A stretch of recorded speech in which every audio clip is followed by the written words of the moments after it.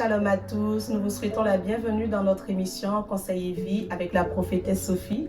Shalom prophétesse. Shalom Anya.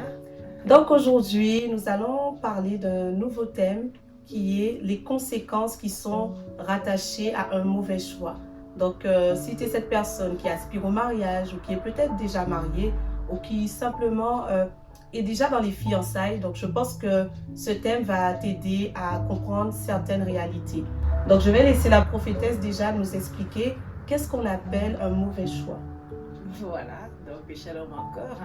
Shalom. Un mauvais choix, c'est un choix qui est bâti sur nos désirs propres et non sur la volonté de Dieu. Dieu n'empêche pas qu'on ait un désir, mais lorsqu'on a un désir, on rentre, comment dire, par rapport à notre intimité avec Dieu, on rentre dans la prière pour s'aligner, pour comprendre si c'est vraiment la volonté de Dieu. Et ensuite, peut-être c'est Dieu qui a fait jaillir ce désir dans nos cœurs. Et peut-être ce désir s'aligne à la volonté de Dieu. Mais le mal qu'on fait de fois, c'est quand on voit cette personne, avec qui on espère commencer une vie nouvelle, peut-être dans le mariage. On y va tout de suite. On est poussé juste par un désir. Et je vais rappeler à quelqu'un que le désir se trouve dans l'âme et l'âme est instable. Voilà. Et du désir peut naître ce qu'on appelle l'amour. Quand on parle de l'amour, je ne parle pas, je dis l'amour en termes général. Quelqu'un peut dire je l'aime. Mais cet amour n'est pas né forcément de son esprit. Mais cet amour naît du désir. Ça vient d'un désir de l'âme. Donc, on va voir qu'il y a une instabilité. Voilà. Donc, on peut croire aimer la personne. Donc, j'aime la personne parce que j'ai vu et je me suis projetée dans quelque chose qui me plaît dans cette personne. Ça peut être le physique, ça peut être ce que la personne fait. C'est pas mauvais. Mais tant que c'est pas aligné à la volonté de Dieu, ça sera compliqué en fait. Donc, je ne sais pas si j'essaie de recadrer un peu. On ne se marie pas parce qu'on a désiré. Je désire juste quelqu'un. La Bible nous parle, la volonté de Dieu, quand on parle dans Genèse, quand on nous dit par rapport à Adam et Ève, on voit vraiment que quand il servait, il dit voici celle qui est pas d'abord chair, mais celle qui est d'abord os. Quand on parle os de mes os, quand on parle os de mes os, c'est la projection intérieure, c'est-à-dire la compatibilité intérieure avant d'avoir une compatibilité extérieure. On ne néglige jamais la chair, parce qu'on a quand même dit chair de ma chair. Voilà. Mais on recherche d'abord la compatibilité intérieure. Parce que je veux dire à quelqu'un que le mariage, il n'y a pas un homme pour une femme, ni une femme pour un seul homme. Voilà. Donc je pense que le mariage, c'est la notion de la compatibilité. Mais quand Dieu parle de compatibilité, il ne veut pas d'abord qu'on soit compatible extérieurement. Voilà. Parce que ce n'est pas la base. Voilà. On soit compatible intérieurement. La compatibilité ne veut pas dire qu'on se ressemble. La compatibilité n'est pas la ressemblance. Voilà. C'est une femme calme. Moi aussi, je suis calme. Je vois que on est compatible intérieurement. Ça ne va pas le faire. Vous allez être le couple muet. Personne ne parle. C'est vrai. Donc la compatibilité, elle est intérieure. Voilà. Donc nous savons que on s'aiguise au travers du contraire. On va voir que la compatibilité au départ est d'abord contraire.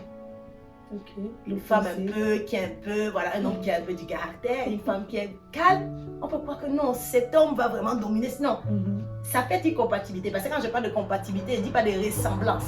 On va se ressembler intérieurement. Je vais trouver le même caractère à la personne. Non. Vous allez voir que les couples qui réussissent sont ceux qui sont vraiment différents. Parce que c'est de la différence que vient la richesse. Amen. Voilà. Il y a une complémentarité. Une complémentarité qui se crée. Et c'est ça qui produit la richesse. Donc quand je parle de compatibilité, on peut être compatible à 60% avec son couple, c'est dangereux quand même. On peut être compatible à 80%, on peut être compatible à 90%. Voilà, mais on n'est jamais compatible à 100%. Voilà. Donc, mais un couple qui est compatible à 2%, c'est dangereux. C'est très dangereux. Voilà. Donc, prendre le temps de connaître la personne, se connaître et connaître la personne d'abord intérieurement. On n'a pas refusé que la chair joue un grand rôle. On a dit après, chair de ma chair. Dans la notion de ce qu'on voit. Quand on dit chair, ce n'est pas d'abord la chair, les œuvres montrent le péché. Non. On parle de ce qu'on voit, du physique. Voilà. On ne se marie pas parce qu'on a vu quelqu'un qui nous plaît physiquement. Voilà. Peut-être d'autres ont essayé, ça a marché. mais c'est pas de ça que, voilà, on ne sait pas, hein, voilà. Mais on essaie d'abord de visualiser, mais qui peut connaître l'intérieur si ce n'est Dieu? Qui peut connaître le cœur si ce n'est Dieu? Donc lorsque Dieu dit chercher la compatibilité intérieure, c'est en fait le Seigneur veut dire à quelqu'un, cherche-moi d'abord, avant de le connaître. D'accord. Avant de connaître la personne avec qui. D'accord, donc c'est pas je cherche la personne, après je vais Après, vers je Dieu. viens vers Dieu. Je vais vers Dieu d'abord. Je vais vers Dieu. Voilà. J'ai peut-être vu la personne, mais je vais vers Dieu pour comprendre l'intérieur. Ok. Quel homme physiquement peut comprendre une personne intérieurement? Parce qu'il y a plusieurs qui peuvent masquer ce qu'ils sont. Voilà. Donc je peux fréquenter la personne, apprendre à connaître la personne. Mais en fait, Dieu est dans notre relation. Chercher Dieu ne veut pas dire, je vais dire attends, et je vais d'abord chercher Dieu avant de revenir. Non. Quand je suis avec la personne, la présence de Dieu est là. Amen. Voilà. Je suis avec Dieu tous les jours. Avec cette personne. Donc voilà, s'il me ment, si elle me ment, si tu as la présence de Dieu, Dieu t'interpellera. Voilà. Donc c'est pour ça qu'elle dit, on ne peut, pour se projeter vers la connaissance intérieure, hausse des eaux, il faut qu'on soit en allié avec le Saint-Esprit. Voilà. Pour comprendre d'abord cela. Voilà. Parce que la chair, on la voit, c'est-à-dire l'apparence physique. Oui. On voit, mais Dieu te dit, ne t'arrête pas. Voilà. C'est d'abord intérieur. Amen. Maintenant, une personne qui fait un mauvais choix, on a compris que le choix, ça peut être relié à ce que la chair de la personne aime. Maintenant, quelqu'un qui fait un choix selon sa chair, quelles sont les conséquences? C'est-à-dire, elle peut dire, bon, cette personne-là, on s'entend bien, on n'a pas de problème, on s'aime, ben, elle voit un bonheur en fait, de manière, je vais dire, pas virtuelle, mais physique. Elle vit quelque chose avec cette personne. Donc, en réalité, quelles sont les conséquences qu'elle peut vivre aussi, mais peut-être sans le savoir? C'est très dangereux. On est vraiment en recadrant les personnes selon la volonté de Dieu. C'est très dangereux d'épouser quelqu'un ou bien d'être avec quelqu'un, de rentrer dans le mariage, si c'est que chair, si c'est que physique. Parce que après, derrière os de mes os, c'est où Dieu va rattacher la vision du mariage. C'est où Dieu va... Donc si cet homme n'est pas compatible à ce que Dieu va vouloir faire du mariage, ça sera compliqué. Voilà. Donc maintenant, forcément, il y aura des conséquences. Si maintenant la vision de Dieu se réveille dans le mariage et que la femme ou l'homme voit que non, je suis appelé de Dieu, je dois faire ceci pour Dieu, et qu'il a que choisi un critère physique. Voilà, tu lui dis d'aller peut-être à l'église, il ne te dit jamais. Tu lui dis de prier, il te dit jamais, on n'avait pas ça dès le départ. Voilà, c'était que physique. Hein. Voilà, donc n'oublions pas que l'appel de Dieu peut se révéler dans le mariage. La vision et les rêves que Dieu a rattachés à ton mariage peut se révéler. Maintenant, si tu les révèles avec quelqu'un que tu as que chair de ma chair physique, et que vous n'avez jamais parlé de la notion du spirituel, de la notion de la compatibilité intérieure, tu vas pas imposer cette vision et ce rêve-là dans le mariage. Voilà, donc ça va s'arrêter qu'à ce qui est physique. Voilà. Et ce qui est physique ne construit pas l'éternité. Ce qui est physique n'éclore pas ce qui est divin. Le mariage est d'abord divin. Donc si je rentre en étant physique, ça sera que les choses palpables que je vais voir, il n'y a rien de il y a aucune gloire qui peut se manifester, à moins que je décide d'aller au pied du Seigneur chercher Dieu. Donc il y aura peut-être un bonheur, mais éphémère, ça ne va pas durer. C'est éphémère, c'est terrestre, c'est éphémère. Ça n'a aucun impact. Voilà, ça n'a aucun impact en fait. Voilà. Donc ça nous fait perdre la vision. Voilà. Ça nous fait perdre la vision du mariage. Et quand bien, mais peut-être c'est même les rêves que Dieu a rattachés au mariage, si cet homme ou cette femme ne veut pas, puisque le critère était physique, ça s'arrête que là. Donc tout ce qui est rattache à l'esprit, rien à comprendre. Ça va, la personne ne comprend pas. Vous n'avez pas eu ça comme rapport avant de rentrer. Tu ne vas pas imposer à cette personne-là à l'intérieur. Voilà, que maintenant je suis devenue chrétienne. Maintenant, voilà. Parce qu'il y a d'autres qui cachent leur intimité avec Dieu, fait comme s'ils ne sont plus chrétiens, juste pour avoir l'homme. Ou le monsieur, juste pour avoir la femme. Et dit, bon, je vais la convertir dans le foyer. De toute façon, je vais la convertir. Mais il y a des gens qui peuvent aller aux eaux de baptême pour toi. Ils acceptent Jésus, pas pour toi. Ils vont aux eaux de baptême pour toi. Et puis c'est dans le mariage qui te montre son vrai visage. Voilà. Donc, ça c'est... Il y a des gens qui forcent pour n'être pas le Saint-Esprit. C'est Dieu qui change les cœurs. Une femme ne peut pas changer le cœur d'un homme. Un homme ne peut pas changer le cœur d'une femme. C'est Dieu qui change les cœurs. Voilà. Donc il faut que quelqu'un comprenne ça. Et Dieu est garant de celui qui l'a appelé à se marier. Donc si tu n'as pas appelé à te marier, tu es rentré dans ton affaire. Tu es seul. Tu es seul dans ton affaire. Donc je ne peux pas, par exemple, je me marie selon moi. Et par la suite, je veux que Dieu me donne sa vision. Oui, et puis non, il y a d'autres qui forcent Dieu à rentrer dans leur vision. Tu forces Dieu à rentrer dans ta pensée. Tu vois que le mariage est compliqué maintenant. Tu as, ah, j'ai fait ça parce qu'il me plaisait physiquement. Dieu ne t'a pas dit que le physique est mauvais. Oui. On a d'abord dit, c'est pas la priorité. C'est pas la priorité. Ça, c'est parce que quelqu'un peut me dire, on se marie comme avec le physique. On va se marier avec le spirituel. Et je suis d'accord avec cette personne. Et je vais pas marier avec une femme qui prie, et puis moi je l'aime pas. Non, non, non. C'est pas de ça qu'on parle. C'est pour ça que Adam a dit os et chair. Donc, ça montre l'équilibre. On voit que si c'est que os et qu'il n'y a pas chair, il y aura un problème. Si c'est que chair et qu'il n'y a pas os, c'est un problème. Très gros problème. C'est pour ça qu'on dit, parce qu'on dit chair, même os, et qu'il n'y a pas chair. Vous n'allez pas te passer votre. Oui, prier, mais après, tu ne veux pas que cette personne te touche, tu veux pas. Il faut une réjouissance. Il faut quand même un équilibre. Donc, os et chair, ça met l'équilibre. Mais dans ce qui est os, c'est-à-dire la construction intérieure, les révélations du foyer, la vision du foyer, tout ça, voilà, le caractère de la personne, tout ce qui est vraiment intérieur, c'est de là que va venir vraiment cette richesse de Dieu. Si on est, voilà, si on désire cheminer ensemble, si on est compatible vraiment, c'est de là qu'elle va venir vraiment une richesse. Voilà. Donc, mais si c'est que chair, il y aura un problème. Avec le parcours, j'ai déjà vu. Même s'il prie, c'est compliqué. Je sais de quoi je parle. Voilà. Même si on prie, on en a vu dans le parcours. On en reçoit aussi qui nous parlent de leurs problèmes. Voilà. Donc, et notamment, voilà, des personnes qui ont beaucoup souffert. Voilà. En désirant que la chair, en fait. Oui, mais ils ont vu la chair au départ, mais ils se sont dit qu'on va rajouter l'os dedans. Ça veut dire quoi? On va t'amener à te convertir. On va t'amener à te battre. Ça, c'est rajouter. On rajoute. Alors, on te dit d'abord os avant de rajouter, avant de voir la chair. Mais non, on dit chair physique. Après, on veut mettre l'os dedans. Mais l'os va se casser. Ça. Je sais que quelqu'un nous comprend un peu ce qu'on a te le dire. Voilà, tu vas forcer quelqu'un à rentrer dans ta compatibilité intérieure. Non. Et dans le plan de Dieu. Exactement. Je n'aime pas les hommes colériques. Je n'aime pas les hommes colériques. Il est toujours colérique.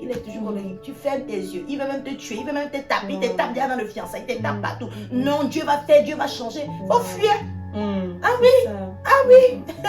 Ah oui. C'est quel désespoir de se marier jusqu'à ce qu'on va rentrer. Donc il y a des choses que Dieu t'interpelle. Donc il n'est pas déjà, s'il n'est pas déjà compatissant, on va pas dire que la colère ne peut pas changer. Je suis en train de dire quelqu'un qui est violent, qui te monte déjà dans le fiançailles. Il n'est pas prêt. Ne dis pas, je vais rentrer avec lui et puis Dieu va le changer à l'intérieur parce que je suis chrétienne. La femme sanctifie le mari qui n'est pas chrétien. Le Seigneur ne parle pas sur cette base. Voilà. Il parle si vous êtes déjà ensemble et que l'évangile arrive et que ton cœur est touché. C'est pour ça qu'il te dit, toi tu peux sanctifier. Mais il t'a jamais dit de te marier chrétienne. Tu rentres avec quelqu'un, voilà, je veux dire, voilà, qui s'en fout de ta foi, il te le dit. Voilà, c'est pas, il est même sincère, béni soit le Seigneur parce qu'il est même sincère. Tu dis non, je veux le convertir. Je vais forcer. Sa colère là va disparaître. Il va finir, il va plus me taper dans le mariage. Il va plus. Non, non. Combien de personnes ont fermé les yeux? Combien de personnes ont fermé les yeux sur os? Non, ils ne veulent pas voir ça. Ferme les yeux. Mais ils disent, on va rentrer parce qu'il me plaît, il a un physique qui me plaît. Voilà, il est compatible. Voilà, voilà. Elle rentre, et puis c'est elle qui est malheureuse. Il rentre, c'est puis c'est lui qui est malheureux.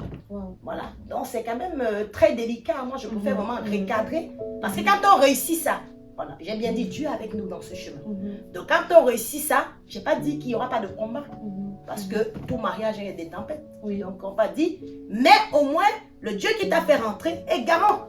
Il a dit, je suis garant de celui que j'ai appelé. Donc si t'as appelé à rentrer dans le mariage avec cet homme, cette femme, c'est qu'il en sera garant. Amen. Voilà. Amen. Et c'est ça qu'on doit vraiment, une femme qui est en train de nous écouter, voilà, qui s'est prépare au mariage, qui est même bien fiancée, si c'était que physique, arrête-toi un peu. Regarde la compatibilité intérieure. Regarde. Ne te voile pas. Ne ferme pas la face. Ne dis pas, ça va passer, ça va changer. Tu ne peux pas changer quelqu'un si c'est de le Saint-Esprit. Je veux vraiment insister vraiment, voilà. Amen. Insister dessus, voilà. Parce qu'on a tellement de personnes que l'âge nubile pour eux est bien en train de passer. La société te met la pression.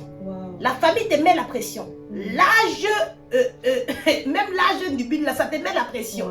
Bah, tu te dis, mais non, c'est pas grave, je vais fermer les yeux de toute façon. Combien de personnes n'ont pas dit cela? Après, on même regretté et dit non, je préférais vraiment être célibataire. Que de mal se marier. Parce que c'est pas ceux qui te mettent la pression là qui vont venir vivre ton foyer. C'est pas ta famille qui va venir vivre ton foyer. C'est toi qui vas vivre ce foyer là. C'est pour ça que j'ai toujours dit, apprends à te connaître. à connaître le rêve qui est sur ta vie, la vision que Dieu t'a donnée dans ton intimité, en tant que chrétienne, en tant que voilà, avant de voir même si tu peux te mettre avec quelqu'un. Voilà. C'est très important ce que je dis. Oui. Voilà. Amen. Je pense aussi à cette catégorie de personnes qui se dit être dans la volonté de Dieu, mais qui acceptent l'inacceptable. Tu as parlé par exemple de la violence, de certaines choses en fait qu'elles peuvent détecter, mais qui se projettent quand même dans le mariage, qui se jettent dans le mariage parce qu'elles se disent que Dieu m'a parlé. Est-ce que c'est possible que Dieu te parle d'une personne, mais est-ce qu'il n'y a pas une notion de temps aussi? Parce que Dieu peut te parler d'une personne, mais la personne n'est pas forcément déjà prête. Exactement. La personne n'est pas déjà prête. Donc, il y a une façon, Dieu maria une différente, la révélation et l'accomplissement de cette révélation-là. Donc, si Dieu m'a parlé, si Dieu t'a vraiment parlé, mais il y a d'autres, comment il dit, c'est l'âme qui le parle. C'est pas Dieu. Pas Dieu. Quand quelqu'un commence déjà à te plaire, tu peux voir des songes, des rêves que c'est ton mari. Wow. Ça fausse ta vision. Ça fausse la vision. Voilà. Quand quelqu'un donc aller prier quand il n'y a pas encore d'amour. Là, si tu vois, tu vas commencer à dire, bon, peut-être c'est lui, tu vas essayer de aller prier. Mais quand tu commences à l'aimer, tu ne peux plus dormir sans lui. S'il t'appelle, tu n'arrives plus. Et puis tu dis, bon, Dieu m'a dit. Dieu, non. Mon âme m'a dit. Il n'y a pas que la voix de Dieu, il y a la voix de l'âme qui vient de quoi? De ce que l'âme aime, de ce qu'elle désire. Donc elle parle. Et elle parle. Quand elle désire, elle monte, elle s'exprime. Elle te dit, c'est ton mari. Elle s'image même en songe, en rêve, tu vois. C'est pas que la personne est en train de dire un faux truc. Elle voit, c'est son mari. Mais ça a commencé par quoi? Par le désir, de son âme. Et ça peut venir même avec une conviction. Ça peut même venir avec une conviction, mais qui est née de l'âme, pas de l'esprit. Donc il y a deux types de convictions. Non, pour Dieu, la conviction, c'est l'esprit. Mais les gens peuvent dire la conviction sans se figurer. Mais c'est pas, c'est l'âme. Voilà, c'est l'âme. Mais Dieu peut parler à quelqu'un. Supposons que tu rencontres quelqu'un qui a des défauts, qui a des. Voilà. Mais quelqu'un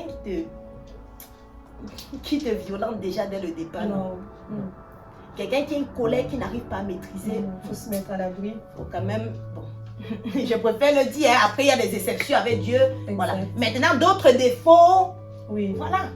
Les gens ne sont pas parfaits. Voilà. Dieu peut te dire, Dieu peut-être prend le temps de changer avant de te dire, bon, tu te mettras peut-être avec lui, peut-être plus tard, je ne sais pas. Voilà, donc il y a plusieurs. Mais de fois, ce que tu es en train de voir derrière dans le fiançailles, quand tu fréquentes cette personne, c'est une interpellation de Dieu. Vous pensez que Dieu interpelle comment? Dieu ne va pas descendre pour t'interpeller. Vous allez dire, voici, il permet à la personne de manifester un caractère qui t'interpelle. D'accord. Voilà. Et quand ça t'interpelle, tu prends cela, tu vas dans la prière, Dieu te répondra. Mais quand ça nous interpelle, on voile, on ferme les yeux, Dieu ne répond plus. Dieu ne dit rien. Il nous laisse rentrer. Il ne dit rien. Dieu ne forcera jamais. J'ai toujours dit, chacun a sa volonté. Dieu ne forcera pas, voilà. Dieu peut t'orienter dans ton choix marital, mais Dieu ne te forcera jamais. C'est pas Dieu qui va, non, c'est toi qui épouses. C'est pas, voilà, c'est toi qui épouses qui va vers une femme pour l'épouser. C'est pas Dieu qui va, comment il dit, qui va t'imposer. Voilà. Dieu peut tout faire pour t'imposer de manière stratégique. Oui. Voilà. Mais il ne va pas te dire, tu as toujours ta volonté. Ton mot a dit, Dieu n'est pas un dictateur. Voilà. Mais je pense que c'est un bon père qui veut nous orienter dans ce qui est bien pour nous. Parce que lui seul, il nous connaît. Lui seul, il connaît cet homme. Voilà, c'est très important. Donc nous avons Dieu comme allié. Moi, je vais présenter aujourd'hui vraiment, si quelqu'un, voilà, Dieu comme allié dans le choix marital. C'est vrai que des fois, les personnes sollicitent Dieu pour plein de choses. Mais lorsqu'on parle du mariage, souvent, ils veulent choisir en fait selon eux. Dieu n'empêche pas de choisir. C'est ça. Des fois, j'ai même pu entendre des personnes qui disent, bon, c'est moi qui me marie, c'est pas Dieu. Donc, c'est à moi de choisir, en fait. Mais quand il y aura les problèmes, c'est à toi de gérer aussi. C'est ça. Ça, il faut, parce qu'ils oublient la partie là. Quand il y a les problèmes, il ne faut pas dire Seigneur, Seigneur. C'est ça. Tu as dit que c'est à toi de choisir. Assume-toi. C'est à toi de gérer. Voilà. Vous allez voir des mariages où on peut prier même des fois. Ça ne bouge pas. Ça ne bouge pas. L'homme ne bouge pas ou la femme ne bouge pas. Voilà. Parce que la personne s'est entêtée à rentrer. Voilà. Mais Dieu est un père d'amour. Peut-être il va garder ton salut. Peut-être de temps en temps, il te donne un peu la paix. Mais ce n'est pas ça. Le mariage n'est pas une campagne d'évangélisation. Hein. C'est ça quelqu'un. Tu peux nommer une campagne de délivrance et d'évangélisation où tu vas passer le temps à prier les esprits, tu vas passer le temps à les délivrer. Tu vas finir par mourir avant lui. Hein. Vous n'avez pas vu les gens qui vont piquer une crise pour mourir avant? Donc faites attention. C'est pas non plus une boîte de sauvetage. Mais voilà, si vous venez sauver quelqu'un. Non. Voilà, faites attention. Il vient me sauver de ma souffrance. Il vient me sauver de ma solitude. C'est pas une bouée. C'est pas un sauvetage. C'est pas un sauvetage. C'est vivre avec la personne. Être heureux. Voilà. C'est plus que ça. Et c'est pour cela qu'il y a plusieurs qui ont fait le choix, comme j'appelle le choix de l'âme. Voilà, l'âme est rattachée à la chair, comme on pouvait dire, le choix de la chair. Voilà. Il y a certains qui ont fait le choix ceux qui sont dans le ministère. Ah ben ça c'est la femme, le choix du ministère. Voilà. C'est que le ministère, parce que je la vois vraiment, elle est prophétesse, elle est pasteur, c'est un bon pasteur, c'est bon. Pasteur se met ensemble, prophétesse se met ensemble. Choix du ministère, on est stratégique, on va réussir notre destinée. Mais vous aimez pas au fond.